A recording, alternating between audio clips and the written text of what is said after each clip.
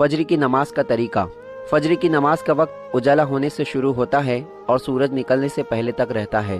فجر کی نماز میں کل 4 رکعتیں ہیں، پہلے 2 رکعت سنت، پھر 2 رکعت فرض۔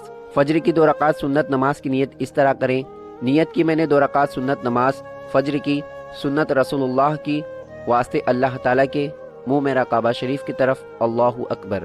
پھر اس کے بعد فجر کی 2 رکعت فرض نماز کی نیت اس طرح کریں: نیت کی میں نے 2 رکعت فرض نماز فجر کی، واسطے اللہ تعالیٰ کے، منہ میرا کعبہ شریف کی طرف، اللہ اکبر۔ اور اگر فرض نماز امام کے پیچھے پڑے تو اس طرح نیت کریں: نیت کی میں نے 2 رکعت فرض نماز فجر کی، واسطے اللہ تعالیٰ کے، پیچھے اس امام کے، منہ میرا کعبہ شریف کی طرف، اللہ اکبر۔ پھر اس کے بعد جس طرح نماز ادا کی جاتی ہے ویسے نماز ادا کریں۔